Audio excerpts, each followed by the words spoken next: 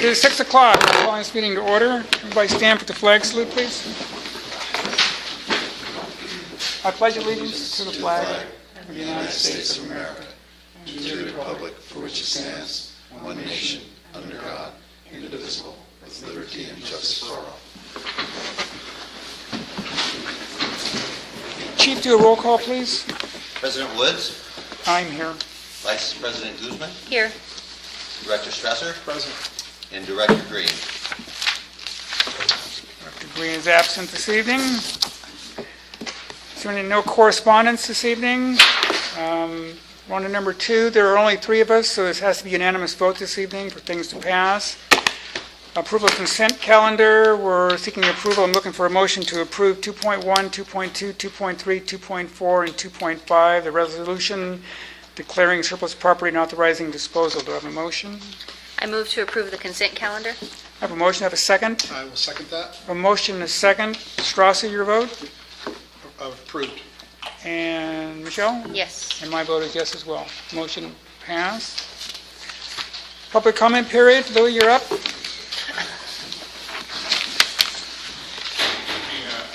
members, chiefs, audience. I'd just like to take a second to introduce myself. My name is Louis Marua. I am the union president for Local 3399. Started off this year in January, so this is actually my first meeting, and I apologize for my absence last meeting. I had a lot of kid issues, or I had my family with me. Just a little bit about myself. I've been in the fire service for the last 12 years. I was formerly a captain with Oakdale City. I was the union president the last year with them, and I was voted in this year. I'm a captain now with Consolidated. I work out at Station 5 in Oakdale. And I'm just here to introduce myself and say I'm looking forward to working with the board. I'm looking forward to working with our administration. And I hope to, this year collaborate together so we can put out a good product there for the citizens of the district, for the citizens of the contract agencies that we brought on. And I look forward to working with everybody. Thank you. Thank you, Louis. I appreciate you being at the personnel meeting. Thank you for taking the time to do that. Very helpful. Welcome aboard, Captain. Let's see, we're on to action items 5.1, the fiscal year 14-15 mid-year budget review and revisions.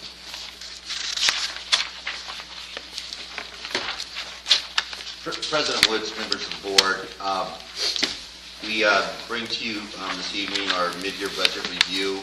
Done a little different than in past years. We've called it a mid-year budget revision. While there is some revising that has to do with this actual budget, it's very limited. And so I believe we're on track. We're right there. We're not going to have a lot of excess funds like we've probably had in years past, but that's because we budgeted much tighter than we have in years past. So I'll walk you through this briefly. I think we've kept pretty up to date on kind of what the status of everything is, and then definitely answer any questions. We are asking for a couple of items that were unanticipated items to be considered for revision this evening, and I'll get to those in just a moment. As you know, our goal continues to be service levels and to make sure we maintain a workforce that is well equipped and well trained. Also, we have facility needs and equipment needs, and we continue to try to address those. Under revenue, our revenue is tracking as anticipated, maybe a little higher than anticipated, but nothing extremely significant. And it's just really hard to tell until we get our final allocation. If you remember how the revenue allocations fall out, we end up with about 55% in the end of December, 1st of January. Then we'll have another allocation in the May time frame, and then a third small allocation, which is kind of a catch-up in the beginning of July or the end of June. So we're tracking with revenues. Our contract agencies continue to pay on time, and so those revenues continue to come in. We're still struggling with fire prevention a little bit, working with the county who collects revenues on our behalf, and making sure they get into the right accounts and that we actually receive those revenues. As far as expenditures go, overtime continues to be something that we watch closely. We've actually went through our overtime budget halfway through the year. That's the bad news. The good news is that, and I'm on bottom of page 44 now, is that some of it is being reimbursed through strike team reimbursement and workers' comp reimbursement. And then we also have a couple of what we call unfilled FTEs, full-time equivalents. So there's a couple of positions that are open on the regular salary side that will offset some of the overtime also. So overall, salaries and benefits are tracking really close. One of the things, the regular salary and benefits may be up a little bit, but we're realizing some savings, and healthcare costs were underestimated or overestimated, so they're coming in a little bit lower. So I think that's good news. As far as services and supplies, we did make one mistake on our utilities. Somehow, when we revised it for the final budget, we added 2 agencies, and we did not increase the budget by that amount. Now, for us, it actually works okay because they're going to pay actuals for utilities, and so we're right on track for our agencies, and they're paying actuals. So we're actually coming in. If we were going to make a mistake, this was a good place to make it because of them paying actuals. So I still think we're okay there. We're continuing to track out, at about 59% into February, and if you do the math, that's right where we should be overall. As far as recommended revisions to the budget, there have been a couple of things that have occurred that were unanticipated. We have what we call a capital expenditure for a repair of a piece of equipment, our reserve truck, which is probably still worth quite a bit of money. Its water tank is cracked. We could have repaired it for $5,000, but the manufacturer said where it's cracked, if you repair it for $5,000, the other end will crack, and you'll repair it again for another $5,000. So they're recommending that we do a complete replacement of that tank, and to do so, we have to fly a specialist out from Florida and do all this stuff. We still think that we need a reserve truck, and that the truck still has so many years left on its life as a reserve truck, and so spending the $10,000 to repair it is something good. The second thing that we're requesting is, as part of this, our drop-down and shared resources program, we need to do some renumbering of apparatus.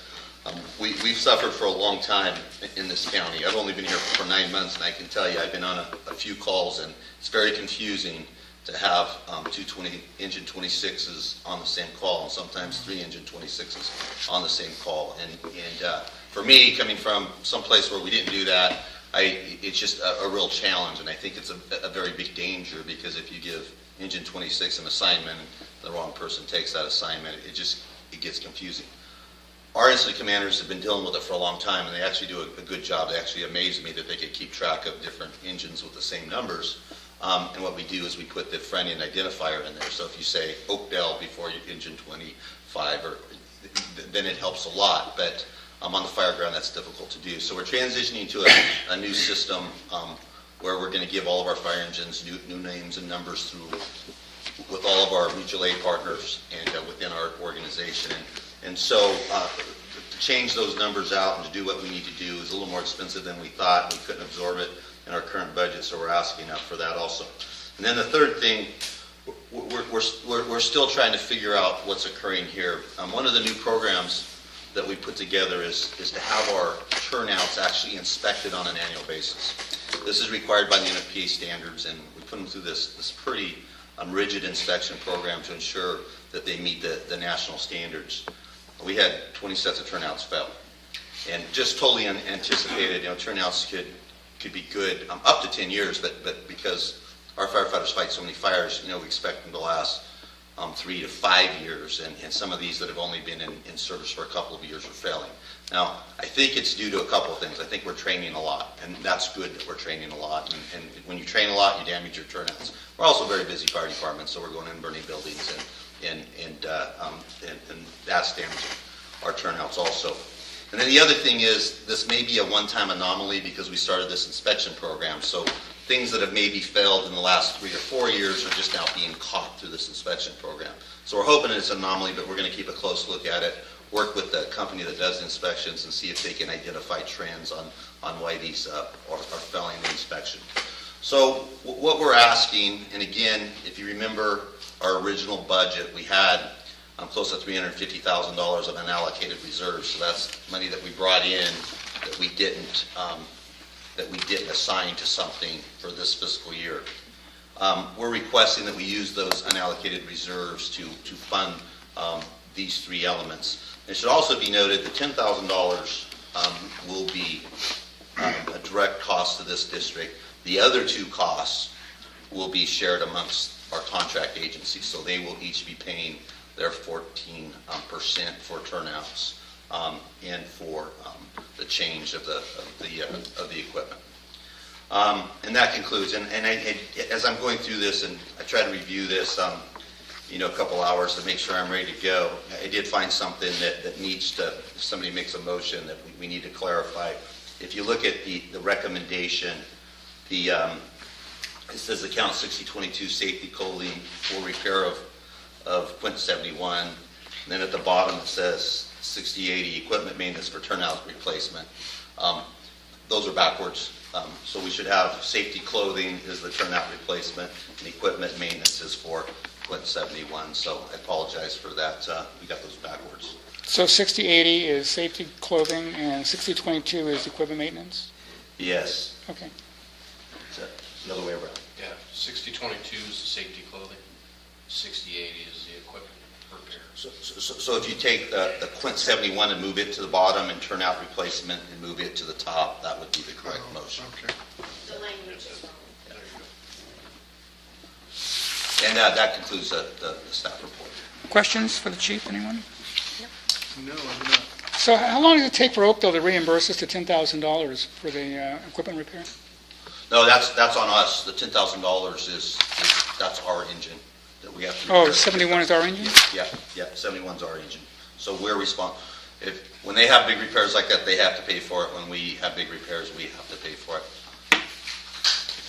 They did have a big repair in here for $23,000. Yeah, that's and it. so That's what I that was true looking up at. is at the end of the year. Yes, right? Got that's it. exactly right. Okay. Well, let's do this. Let's just make this motion more simple. I need a motion to accept the chief's recommendation. Okay, so the chief would like an additional $56,677 transferred into the budget, right, chief? That's correct. I'd like a motion to transfer that money into the budget. Okay, so do we need to make a motion first to change these around, or are we good there? Yeah, well, I'm doing the total amount. I think the proper sequence would be, you're taking it out of reserves. So the first, you have a motion to take the amount out of the reserves and allocate it to the specific accounts with the one exception that you just noted, which is transposing those two accounts. I think that would be the motion. Okay. Chief, I do have a question for you. On the medical supplies, Yes. that's the reimbursement. Can you elaborate a little bit more on that? Yeah, we're a little disappointed. I should have pointed that out to the board. We're a little disappointed that we haven't received more of a reimbursement. At the beginning of the year, we lowered our budget for medical supplies because we do have an agreement with Oak Valley Ambulance to reimburse us for medical supplies. And so we have a list, and they owe us money, and they owe us that reimbursement, and so we're going to be working with them. I met with the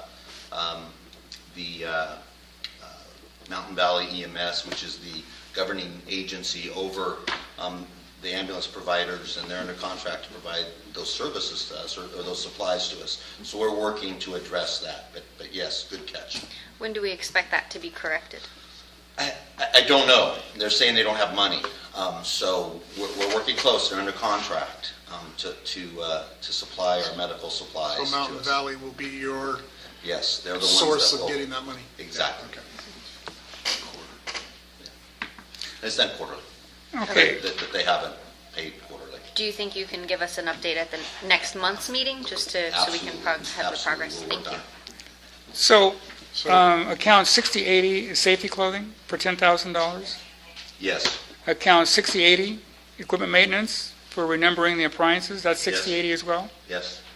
And a 6022 is equipment maintenance for turnout? Yes. Yes? Yeah. Okay.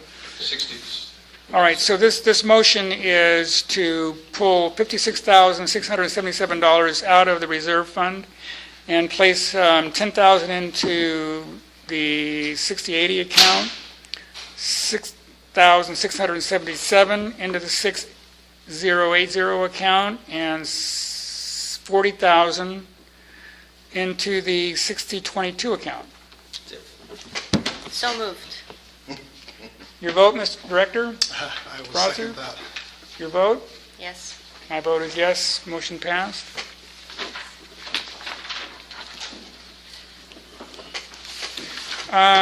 Resolution number 2015-2, adopting the SCFPD finance policy. President of the board, members of the board, we met with actually, as part of the overall transition from the county treasury system to our district. This was one of the requirements that we had to do in order to finalize that process, is to revise and develop a new finance policy. And so that's what you have before you. There are some significant changes to our current finance policy. We did have actually a pretty comprehensive finance policy. We went through that. We actually started from scratch. We made sure to include the elements that we needed to include. We took some samples from other fire districts that our district councils work with. And so we think we've done a good job of putting together a comprehensive finance policy. The major changes is that, number one, my budget authority has been decreased. I currently, under the current budget authority that I have, pretty much can do what I want to do. I can move things around and change things, and so we've limited that. I could move things around within a major budget category, but I can't. I don't think you want to say it quite that way. Okay. So I've limited my bill, so this does that, and so I can no longer change it between major budget categories. So I think that's good. That's good district policy. It defines and establishes designation is required by Gatsby 54. That's a new requirement since we have the old policy. As recommended by the district auditor, one of the things that this district has done in the past is bank accounting.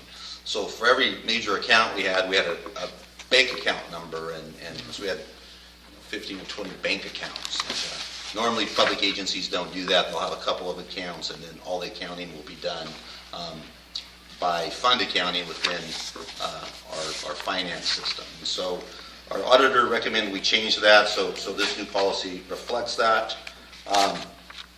And then we have an investment strategy. We just had never really documented the investment strategy. We didn't come up with a new investment strategy. We just documented what we're doing today. The big thing is we placed some limits on it. Right now, we didn't have limits on how much we could put in CDs, but the state law only allows us to put 25% of our portfolio into CDs, so we made sure to include that in the policy.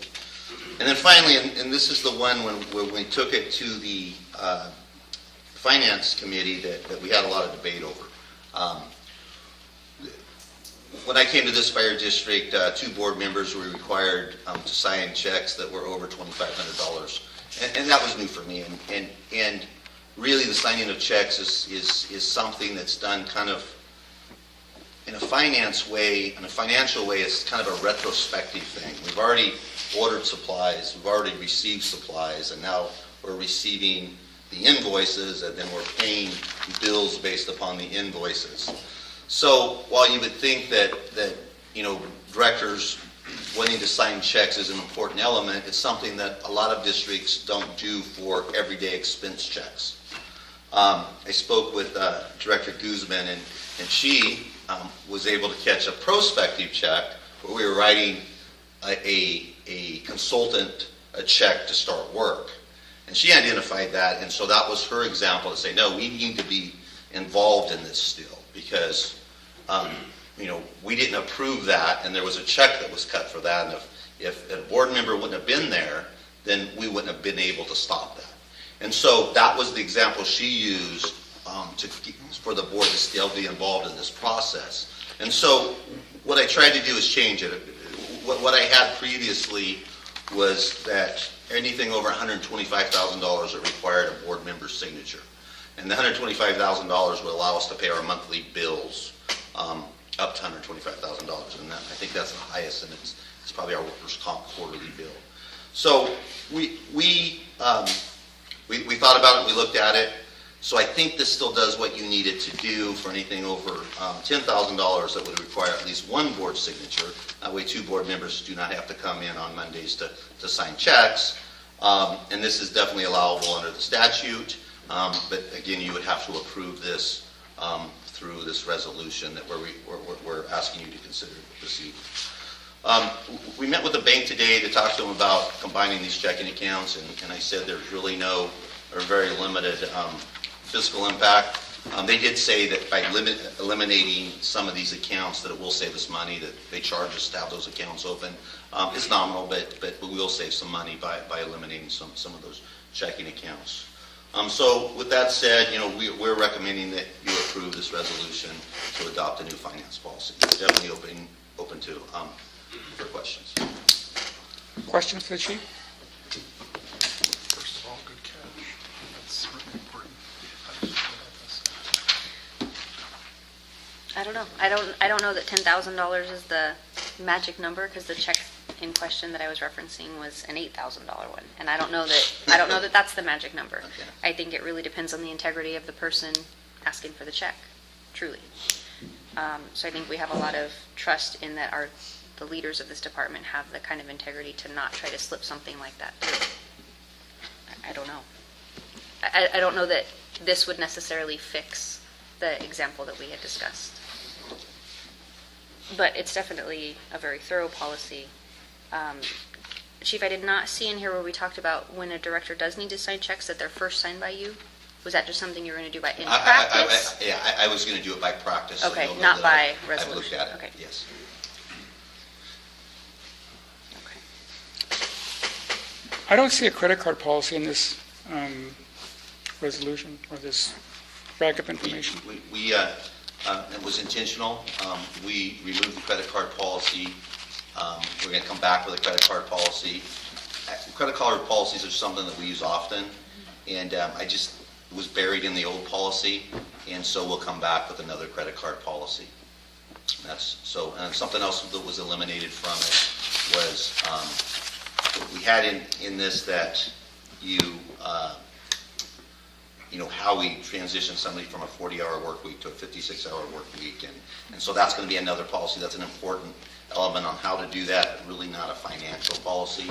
So we'll still have more financial policies. Another good example that's not in this, but it refers to it, would be our purchasing policy, how we purchase goods and services. And that's something that you approved through an ordinance, I think about 2 months ago. So there's different elements, but this really has to do with the way we handle our money, not so much with how we deal with credit cards and purchasing and those other things.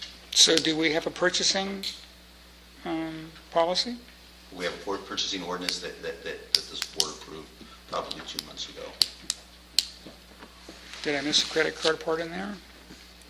No, that would be another one. We'll come back with a credit card policy. So Not with the adoption of this resolution, So that will be an entirely different Yeah. policy Yes, then? absolutely.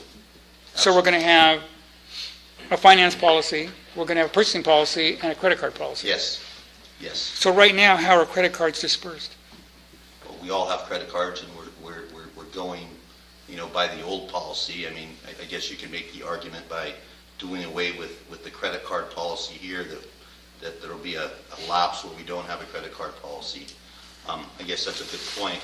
I know that our new finance specialist is in a bunch of credit card policies, and he's putting one together. But right now, chief officers have credit cards, and we do want to expand that to a couple of other people to have credit cards, but we'll come to the board for those approvals.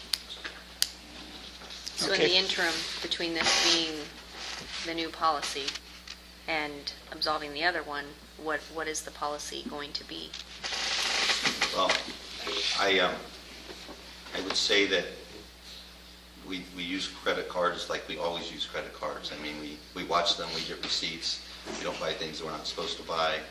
We still have integrity and legal issues and all the other things. If you know, the other thing that we could do is we could wait and pass this with the credit card policy next month. I would like that to happen because there have been some issues with credit cards, and I'm concerned about that. And I really think we need something in writing. I'd like that to happen. Well, at some point, you're questioning our integrity, and I do take a little exception to that, but I will go with whatever the board requests. I think the answer is the existing policy is in effect now. And if you ask, you know, it's legitimate to say, well, what restraint on that is there? And it goes back to the budget restraints, is to say, well, you can expend money, but, you know, that it will not be a charge that's valid unless there's an appropriation for it in the budget, all right? So there's that issue of checking the appropriation for the expenses that are made on credit by the individuals that have the credit card. So is there a constraint? Yes. Is the type that you're looking for? The answer is no. I think during these conversations on a couple of occasions now that you question whether we need stricter policies in order, you know, and it bumps up against an integrity thing. And so I get that, and I respect and will appreciate that. So what I would recommend is that we come back, we'll lower it back down to $2,500 or $1,000, whatever you need for the check signatures. We'll come back with a strong credit card policy, and we'll bring the board back that, because that's what I'm hearing, and I have no problem doing it. I don't think it needs to be lowered to $1,000. I don't, that's really excessive. I don't think we need to go from one extreme to another. I think that a lot of work has gone into this policy. The Finance Committee went over it at great length, and the areas that we discussed, you have reflected here. But you have to remember, I'm responsible for all this, and I'm the one that provides the oversight for all of this. And again, when you, in a public meeting, when you begin to question, you know, we've had problems with that, and you know, it's totally trust issues. And I disagree. I think it's just important questions for us to be responsible. Okay. And if you're taking it personally, then I got a problem with that, Chief, because we've had this conversation before. well, I would ask that you not raise your voice at me. I'm not raising my voice. I disagree with your demeanor tonight. Okay.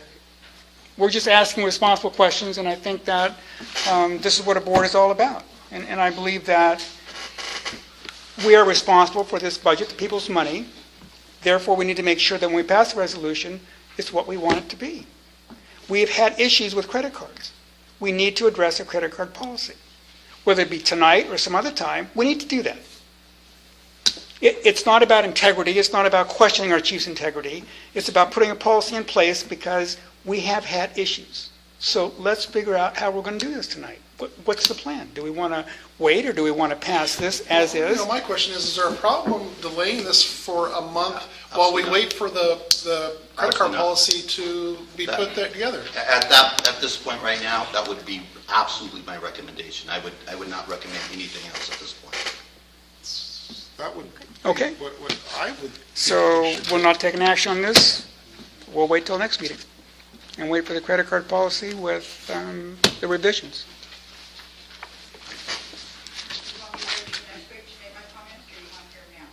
Let us finish our discussion first, and then I'll call you up. So do we want, what are the revisions that we want to reflect in the next policy? Do we want to lower the $10,000 to $2,500 as it was before? My contribution at the Finance Committee was, I don't know what that number is. Why couldn't it just stay the same as it was until next month when we add the credit card policy to it? Is there an issue with it staying the same for another 30 days? No, Not but big- we want to pass this resolution, so we want to add that language now, I think, so the chief can put it into. Okay, so you're asking, do we want to make a change Right. to the existing? Do we want to make a recommendation to change this? Do we want to lower that, or we want to keep it at $10,000?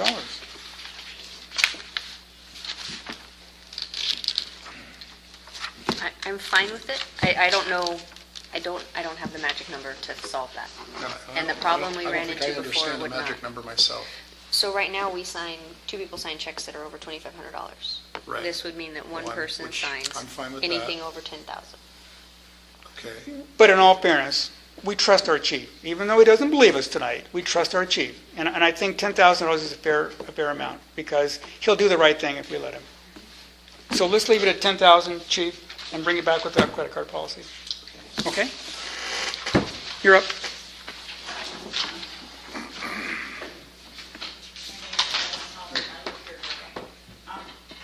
On 53, 54, and 55, there's a list of fund delegation, but I did not see the special benefit.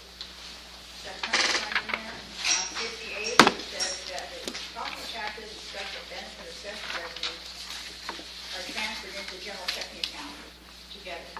You're mixing them. Property taxes are general benefit, special benefit assessments are special benefit. I know we talked about this before, but it just seems to go round and round, and we did the voting back in October. This is a notice of public hearing, an assessment that was sent out in December, of 2004. It stated in there that this specific assessments were specifically to eliminate the current district deficit and reestablish the operating reserve. Well, that one they did not include in final resolution because they found out they couldn't use assessments to pay that.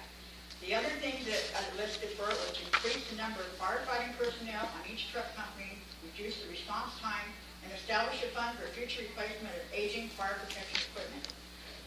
That was all that this assessment was supposed to be used for.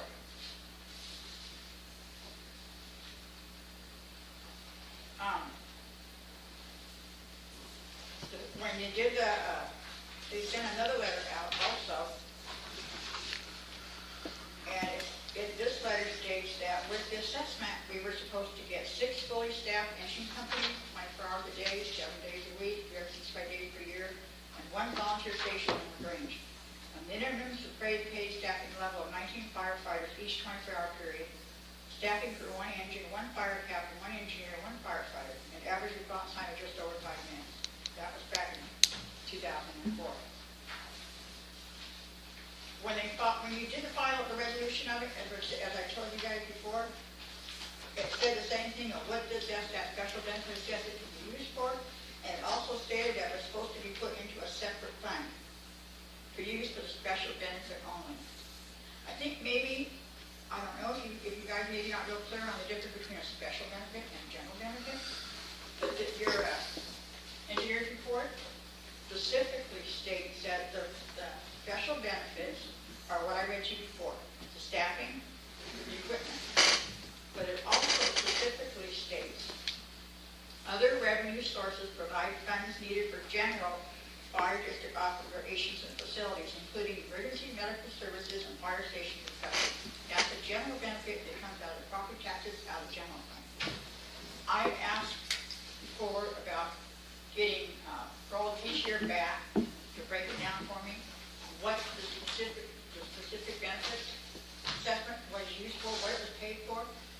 I know the attorney's office can't provide it because it's not a legal question technically, but I've also been told by Council Consolidated that they can't provide it because they can't break it down because you keep putting it back in the general fund and it's mixed.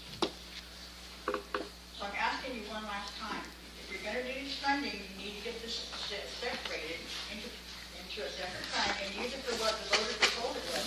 Because you have to do it from the very beginning, you just put the money in the general fund. And it's supposed to be used for just those two things, for the firefighters, for the equipment, inside the district. Okay. Is that it? Yeah. I'm not wondering how I did it response now. Yeah. On muni letters. Well, in several different contexts, and if you want to, it comes under the designation of restricted funds, and you could put up a different category there, but the way it's set now, it only gives examples, right? So that it's clear that even the general fund contains restricted funds. So you could say that in the policy. But when it comes right down to it, the assessments are limited to operations, right, and personnel. And, from my perspective, there are going to be operation and personnel expenditures. Right? And it's been the subject even of the prior audit reports.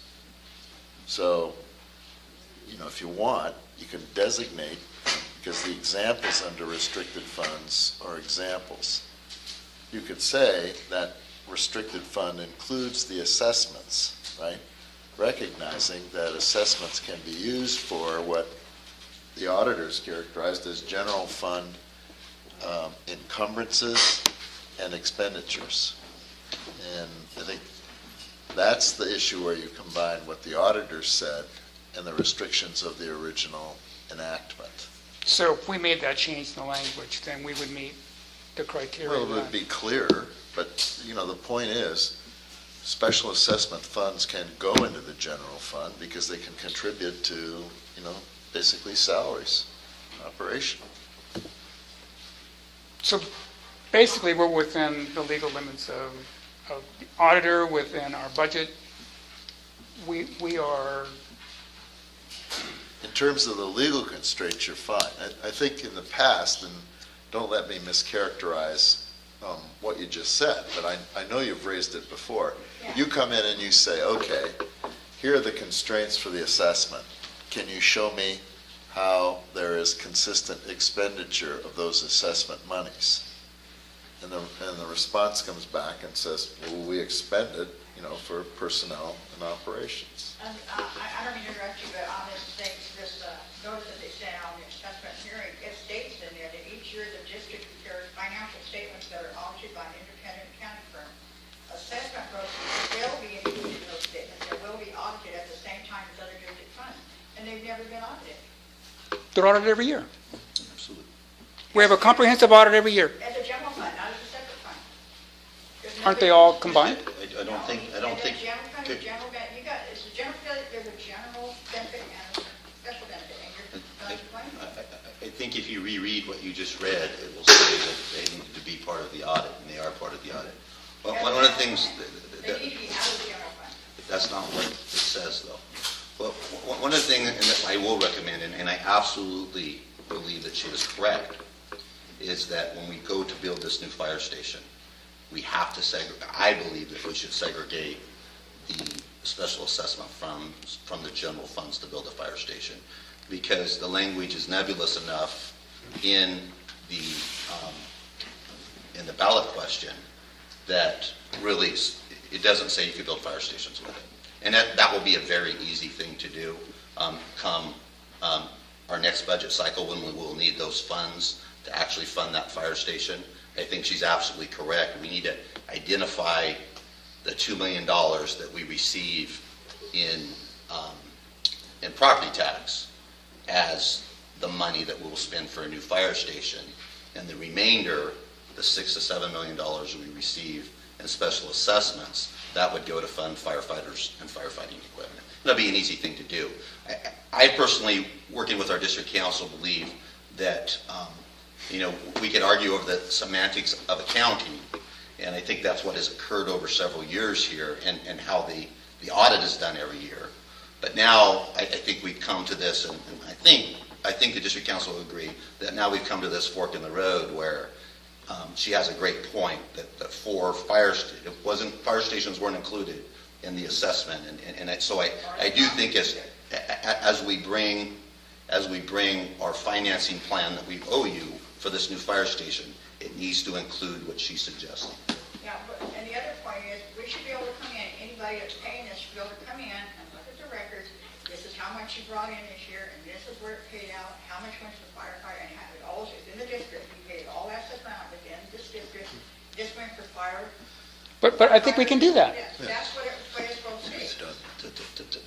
Today we could do that. I think it'll be a little more clear once we start building the fire station. We're going to have to define it a little better than we have in the past. And I think it will get us where we need to be where it's easily identifiable, where we don't say, hey, we've only spent, because here's the argument about, is we only have, outside our contract agencies, we have a $9 million budget, okay? And $7 million of that $9 million is for salaries and benefits. And if we collect less than $7 million in assessments, we say, listen, we've got $7 million in firefighter pay and benefits, and we collect less than $7 million in assessments, so we're always to point out we're good. You know what I mean? We're not doing anything. All that money is going to salary and benefits. And I think our speaker has requested that to be more clearly defined. I think we're going to be forced to do that in the next budget cycle.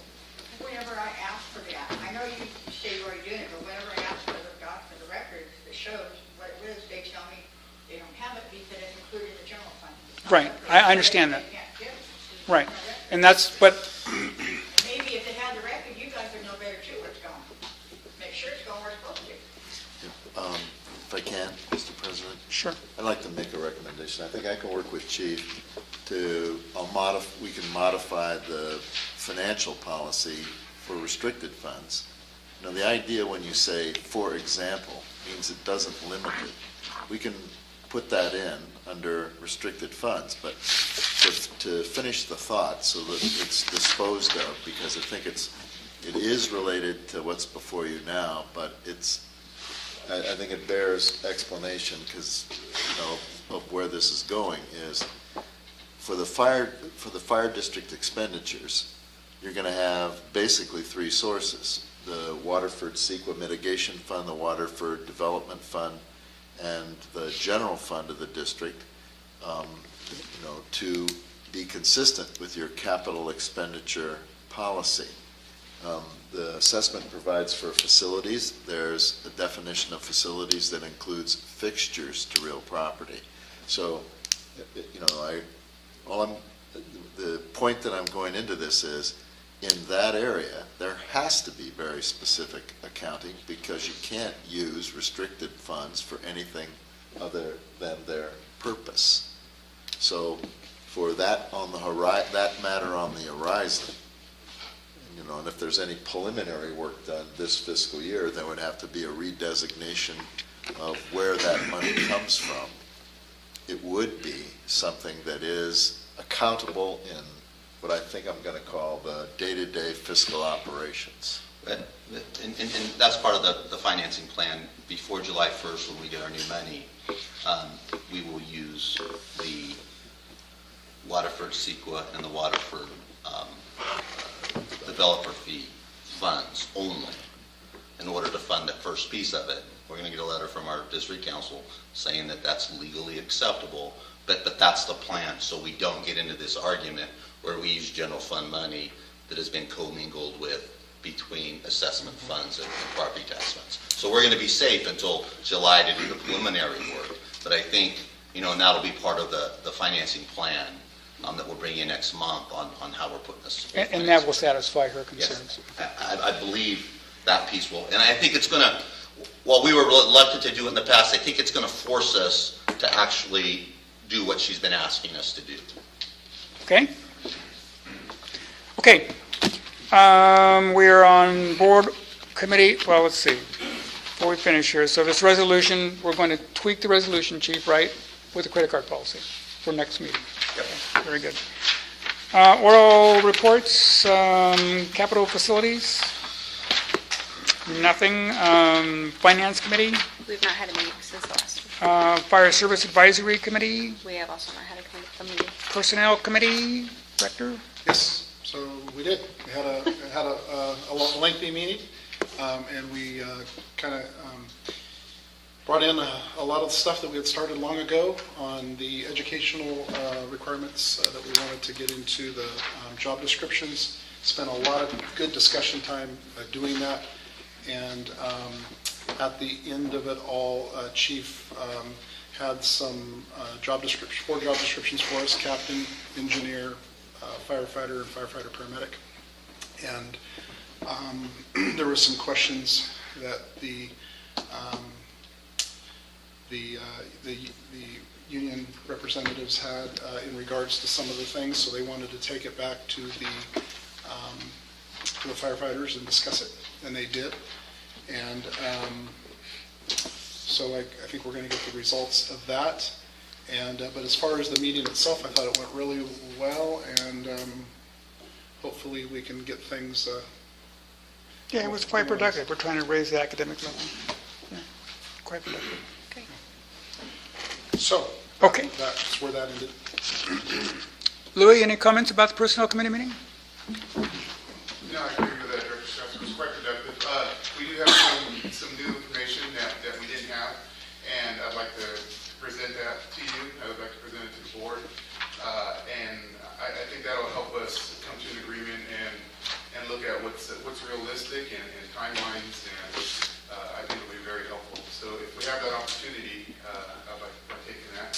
And if we can have another personnel committee too, I'd like that we can partake in that also. I think that's the vehicle, right, to probably have the Personnel Committee meeting first to review those recommendations that you have. If that's what we could do, then I think that's a better setting to do it in. Yes, I'd like to sit down again. I mean, this is, well, we took a survey basically of our surrounding areas, and we took a survey of the Bay Area, and there was quite a revelation about job descriptions. And I would like to present that to the committee. Okay. And I think it would be very helpful. We can schedule a Personnel Committee meeting and make that happen then. All right? Okay, thanks.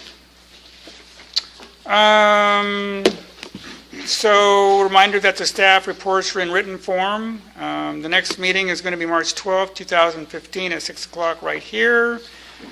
We're on to number 9, board member comments. Director Strasser? I do not have any. Director Guzman? No, thank you. Chief, we do trust you, and I don't want you to think we're ever questioning your integrity. And I want to say that publicly, because we're not.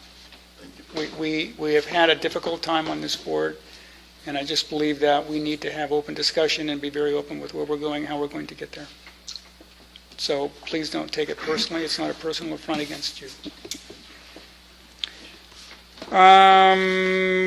We'll take a quick 2-minute break and Just real quick, President, I know people may be interested in the outcome of, I don't know if people are going to stay, but a recommendation that I could make, so we could go into my office, there's only 5 of us this evening, and so there's room in my office if we want to hold, it's still the same address as this building, so I think it's allowable under the Brown Act.